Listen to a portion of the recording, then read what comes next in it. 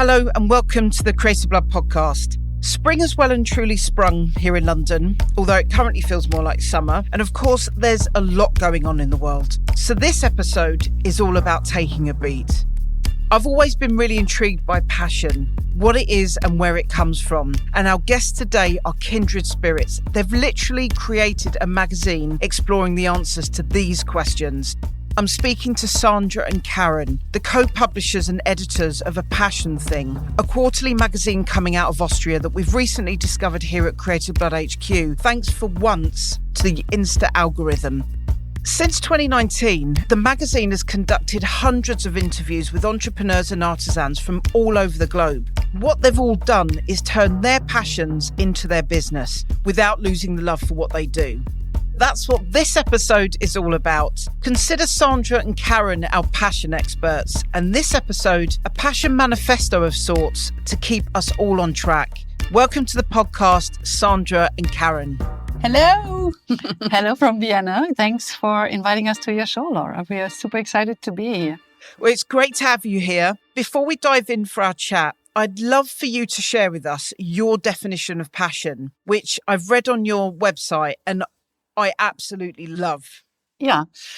Of course, we had a lot of takes on this, but this is the one that we finally put on the website. What number was this? I don't know. 222, more than the interviews. Yeah, probably. Brilliant. But I'm going to read it because we're still fine with it and couldn't change it. So, passion is energy. You know it when you feel it, and you'll never be able to let it go once you have it. Sometimes it just shows up, and sometimes it takes years for you to realize. It feels light and sweet, like whipped cream with a bit of maple syrup. But passion is also inseparable from pain. The word stems from the Latin word of suffering. If you want and believe in something so deeply, you will not let go, even when the road gets bumpy. You'll go through the heartache of setbacks, disappointments, and you do it all again because it's worth it. Passion is love. And everyone who has ever loved knows that love is not always easy. I feel like you've just described my life. My life and, my subsequent pain.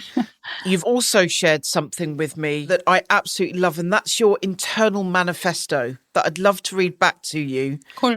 If it doesn't bring you inspiration, income, or orgasms, then it simply doesn't belong in your life. Nothing to add.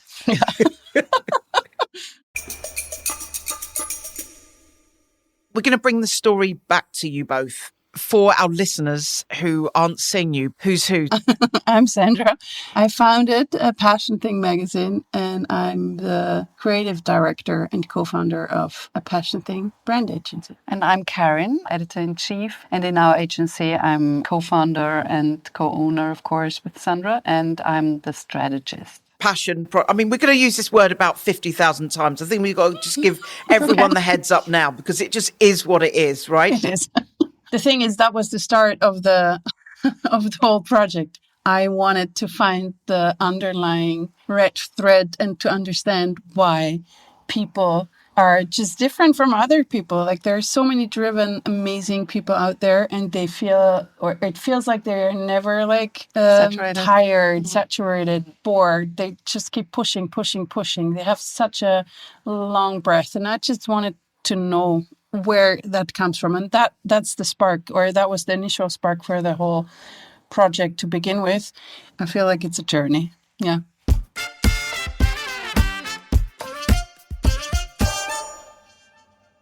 So in relation to the vision, the curation, what is your editorial filter for the magazine? We defined our magazine to not be a hobby magazine, because if somebody is super passionate about something and they can, knit a car or whatever, but they can't make a living from it, they are not going to be part of our magazine, because we really want to get behind the idea, how can I do something and make a living out of it? That's very simple. Interesting. And when it comes to entrepreneurs, it's like we have these categories of either someone who is taking over a family business, someone who was born with a destination and a very clear vision of what he or she wants to be in life. So it seems to be a very straight line, which life never is. And then we have the people who have like this 180-degree turnaround in their career.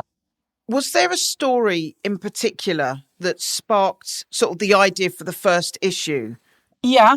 One was a winemaker, and she used to be in the same profession as we are. She was a designer. Her name is Jutta Ambrosic, and I always loved to drink her wine. And then all of a sudden, somebody told me, okay, this woman only started to make wine when she was like 30-something, because actually when she was like 30, she sat in front of her computer in an agency, and she was like, okay, I'm like so done with this, dropped her pen, stood up, and became a winemaker.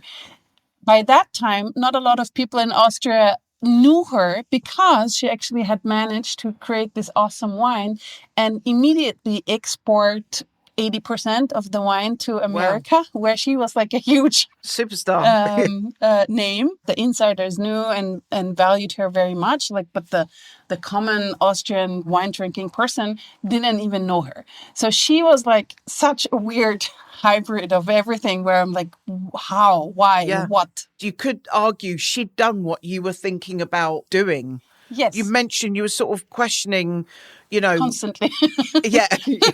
Constantly. I was constantly questioning my profession, knowing that big part of it is like a big love. But I always felt like trapped in a weird system, and also like the country or culture, where I was like, I don't belong here. This is like so boring. It's so much of the same, like every day. And I didn't become a creative to like sit here for the rest of my life and be like, eh.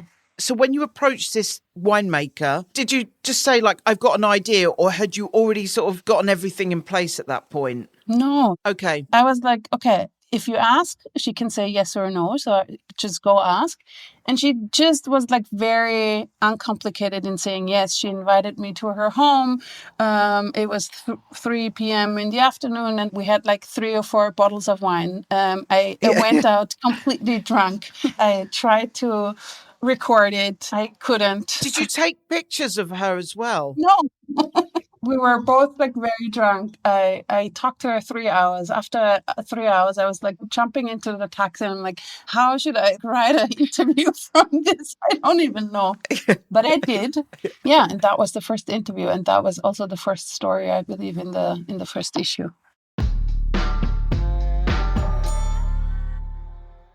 A few weeks back, we asked you to imagine that you'd been commissioned to write a book that pulls out the key common threads that run through these hundreds of conversations you've had with people who have made their passion project work financially without losing the love for what they do, with the idea that these key principles can form a sort of blueprint for our listeners. Yes, absolutely. I'm going to read them back to you in no particular order.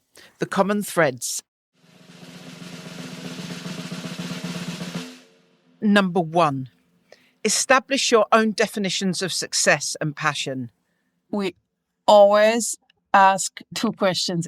How do you define passion, and how do you define success? And even though after like 200 answers, none of them have been like exactly the same. Brilliant. The thing that we found out is that they most likely define passion and success in being able to do what they love on a daily basis and make a living from it. Got you. And if I may add one important thing, people driven by passion have an intrinsic motivation. It comes from within them. It's not an extrinsic motivation. And therefore, the definition of success is also very intrinsic. It's about inner values. It's never about driving this car or having this watch or, having this kind of money or lifestyle. And all these people driven by passion, it's not doing is just not an option. It was very easy answers, like almost sounding naive, like if you like to get up the next day and go to work again, if you want to do it over and over again. Yeah. If you look in the mirror at night and are satisfied, if you have this gratitude for your life.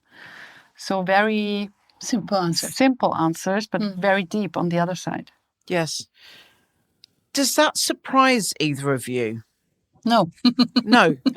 Also, just in relation to the sort of the money conversation, do you find that the answers that you're getting that you've described are coming from people who can already afford to not value the financial reward, if you like, from following their passion? No.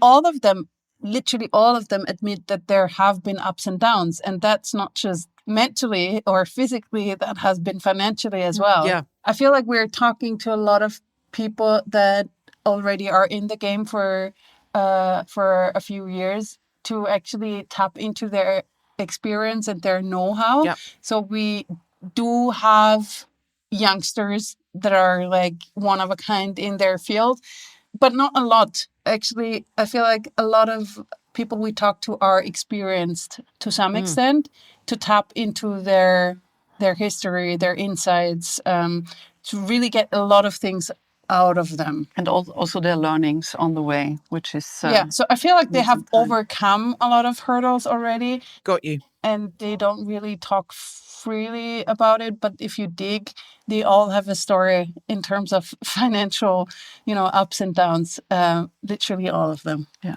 Amazing. Okay, so common thread or learning number 2, drive and motivation. Although, full disclosure, based on our conversations, I think this isn't so much of a common thread, but your most common mystery. What would you say?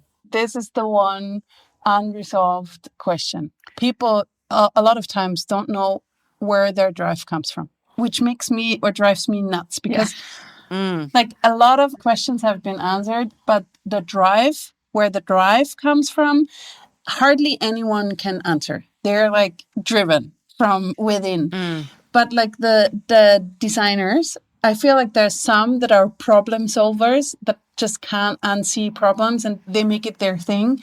And then there are those creators that naturally have to create. It doesn't necessarily come with a problem. They just can't stop moving and growing and evolving stuff. And probably we just have to accept that we're never going to find an answer. But meanwhile, we're really enjoying the process. So everything is good. Absolutely. Do you feel like you might be getting a little bit closer to it? Or is it just it sort of takes its twists and turns after every interview? Just when you think you're getting closer, someone throws a curveball. Well, I feel like for me, starting this project, I was looking for like big answers, definitely. Being like younger. But a lot of answers are very humble. I remember interviews where the answers to the drive and motivation question was like, I feel responsible for the people I work with. So they are actually my drive. Yeah. And I'm like, oh, well, that's a take on it. Yeah. I think it's humility. It's also gratitude and the joy of serving other people, the joy of bringing joy into other people's life, being part of a community. Yes. But these are more the community-oriented people. And sometimes there are people who are very self-sustainable. They're really just, following their thing for themselves, no matter what people say or ask or do or think or throw at them. They just go their way. Egocentric, but not in a bad way. Yeah. That would be like two sides that I could detect. Number 3. This takes us nicely to another common thread.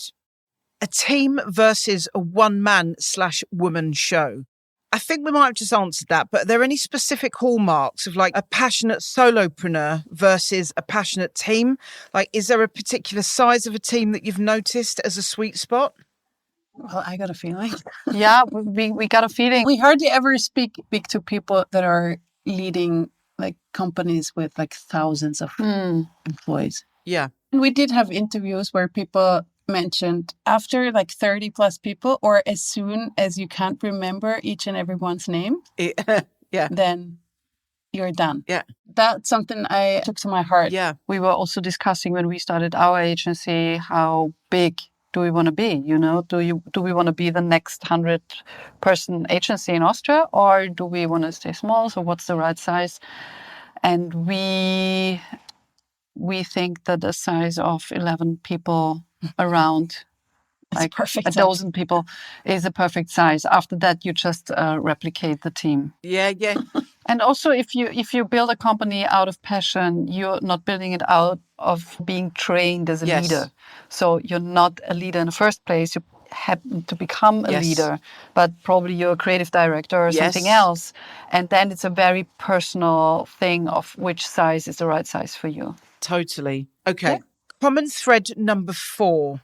This is all about the F word, failure, and knowing how to deal with it. One big takeaway is none of our interviews ever have been whiny. Yeah. Like no self-pity or anything. All of them they had ups and downs and whatnots and like really low moments in their life. But literally all of them are very good with like, okay, well, that was part of the game. Yeah. So very much like glass half full. Exactly. Mindset. Yeah. I think the most important thing about failures is to get back up and keep on walking. Yeah. Don't take it personal. Learn to control your ego. That's super important, we think. And if you approach everything with this growth mindset, it's about learning. And as the founder of the Feldenkrais method, Dr. Moshe Feldenkrais, said, a learner can't fail. Yeah. Take your learnings. Just move on. Okay, so number 5, overcoming fears and doubts. I feel like I learned through interviewing people that there is one essential question for me. What's the worst that can happen? And if you constantly ask yourself, it's actually not that bad. Yeah. There's one book with the title Pain, Fear, and Other Friends. And I think it's a beautiful title. It's a book by Avi Greenberg. And if you see them as friends, because they help you become better. If there's something you fear, you have to face it because there's something that you didn't overcome, you didn't have a look at, and it's getting bigger and bigger if you don't have a look. And the same with pain. You know, you're in pain if your body wants to tell you something. He's not producing pain out of fun. Yeah. So there's always something interesting behind these. Fascinating. Absolutely fascinating. Okay. Number 6. Family businesses and generational change. It's a funny thing, this, because the idea of passion itself being sort of handed down, you know, what's one person's drivers and passions in life won't necessarily be the next person's. But of course, if it's been what you've grown up with and the conversations that you've been in, day out, it doesn't mean to say, obviously, that you're in love with it also, or that you're passionate about it yourself. So is it the skill being handed or is it the passion?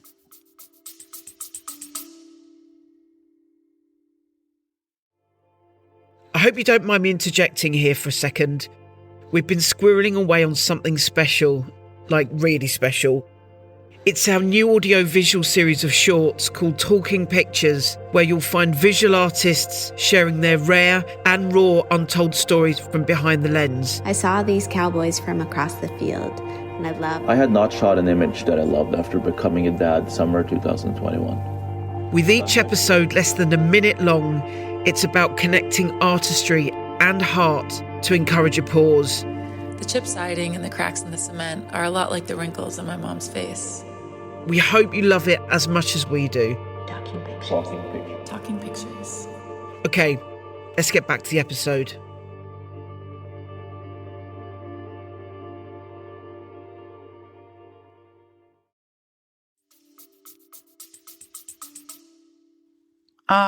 It's the mindset and it's the skill set that you grew up with on how to handle employees, how to handle, you know, people that work for you. I think this is something you grow up with and have an understanding, and the entrepreneurial side of it. And with the passion, I think it's the same as in a romantic marriage or arranged marriage. You know, love can grow. Since romanticism, we think love is something that, you know, strikes us, and then we are deeply in love and we are blinded by love, and then we get married, and then we find out that this person lying next to us is like, who are you? Yeah. And then we get divorced. And then you have arranged marriages, which work quite well because people who know you since you were born choose someone for you and you trust them if you come out of this. And I think out from the interviews, I know sometimes there has been a passion for what they grew up with. And sometimes it was later in life, out of people they met, they worked with, or how the material is produced, or how the products are produced, or the conversations they had, that they found the love for it.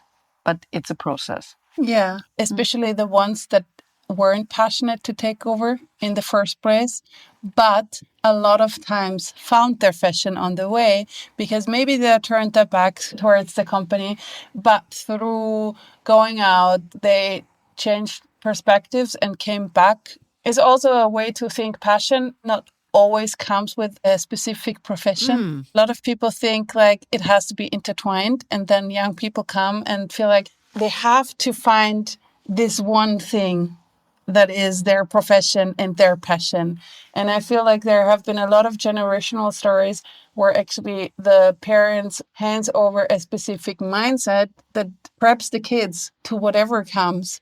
And then with that mindset, either they keep it like this or they transform it. And it doesn't really matter. Yeah. Well, and there are scientific papers that say you only can create passion if you do something long enough. And over the last 10 years, I feel like they have been trying to tackle passion quite like a bit. And there is one specific paper that says you can't be passionate about something you don't know. So you have to commit yourself to something and then work with, around, and in it for a certain time to actually evolve into something that is then a feeling of passion. And then you can build from there and have some sort of evolution. But you can't be passionate out of nothing. It's like you have to wrap your heads, your body, your fingers around something for quite a while to be able for your body to feel something like passion.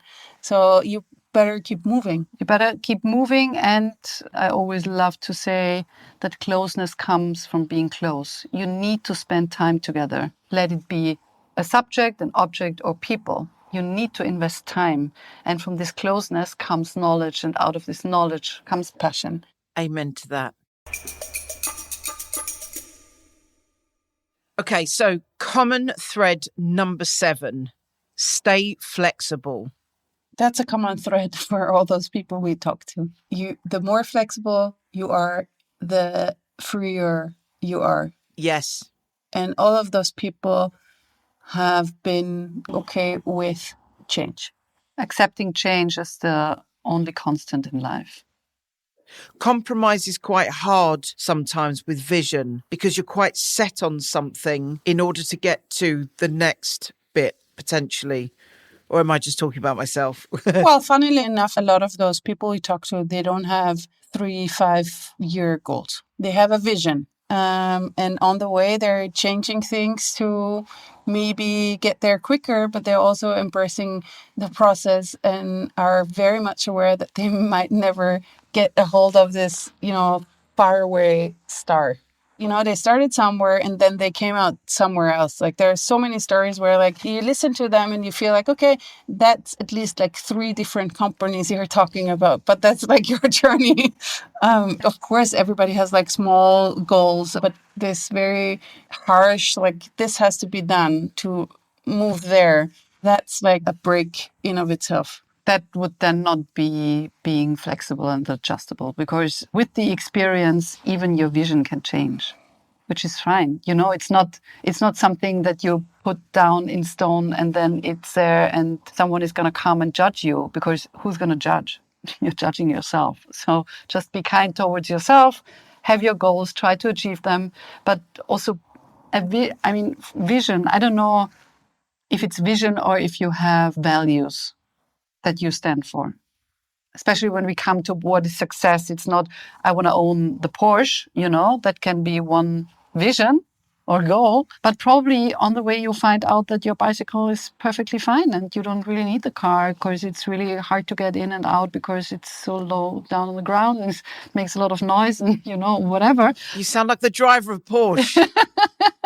No. Karin, this might be the time to ask you what car you drive. A Volvo. It's a very low Volvo, though. Number 8, your value system. Mm-hmm. It's the most important. really, for each and every of our interviewees. It's their underlying foundation for everything. And I feel like that's the reddest thread we found.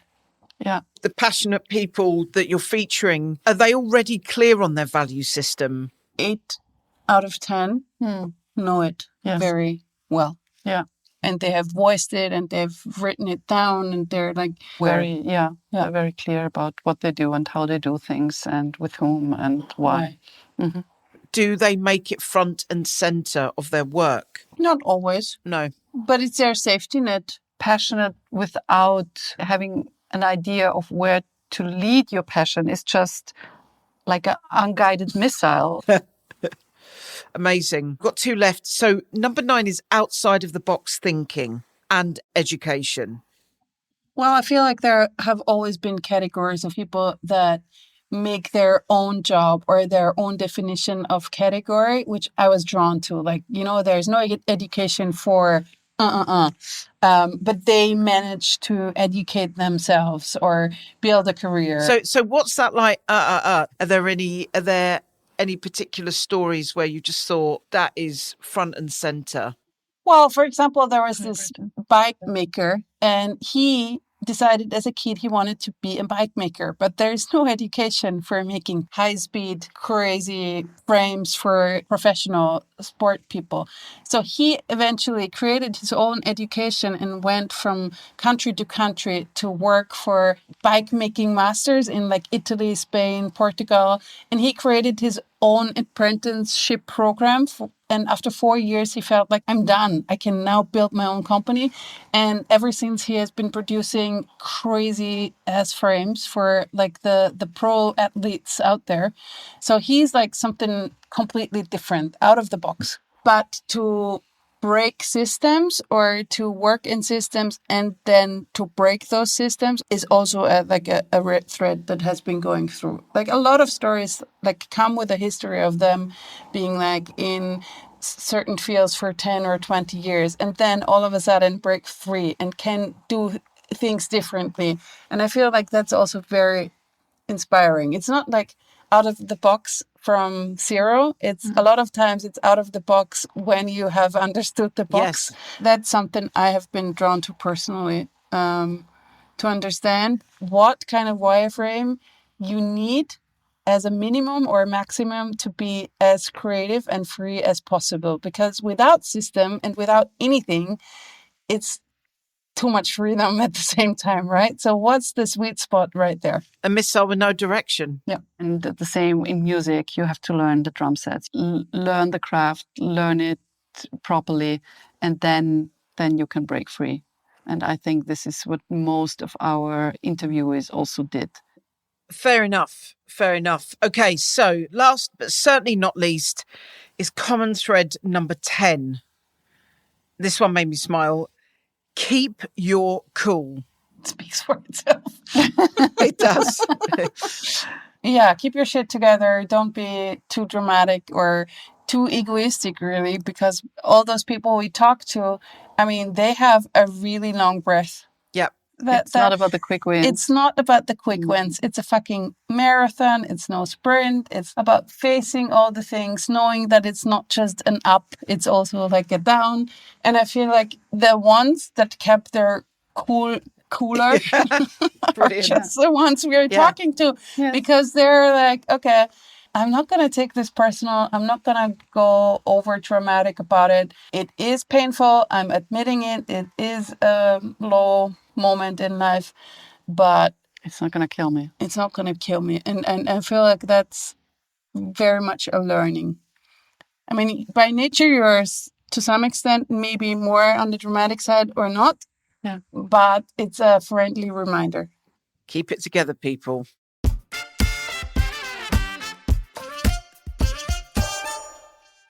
So those were the common threads. There's so much in there. Karin, Sandra, thank you so much for dropping all that wisdom and insight. Before you go, I've got one question we ask all our guests, which is, what are you currently culturally obsessed with? Obsession is such a strong word. Yeah. So is passion. Yeah, I know. Exactly. Obsessed. I just on Monday, I went to the movies and I saw a beautiful 25-year-old film, In the Mood for Love. That's a classic. And it was just pure bliss and beauty. And it had such a different pace because back then you had more time. And that's a very recent recovery in a way. I found a beautiful recipe on Saturday. It was in a New York Times newsletter, and Otto Lengi was writing what you should always have in your freezer. And it's green peas. So it's green peas and potatoes and some herbs, and it's a piece to you. Super easy and super delicious. Yep. I saw it on Saturday afternoon and cooked it Saturday night and recooked it yesterday for us to have it for lunch. Awesome. Actually, we are having excellent food here because we are cooking every day. It makes a difference. Exactly. It's so funny you mentioned that, actually. Before we started recording, one of the team, Jazz, made a home-cooked dal for everybody, and I had mine before I jumped on with you guys. Amazing. Awesome.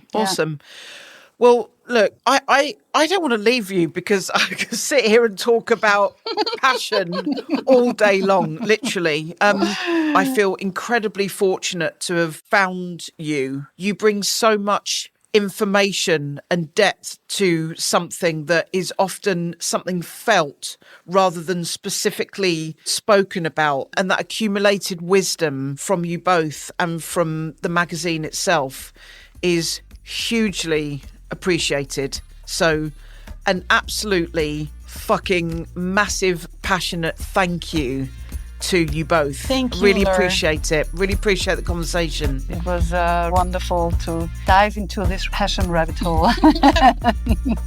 And of course, we could continue, and I hope we will over dinner in Vienna. Game on. Get the peas ready. Yes, I will.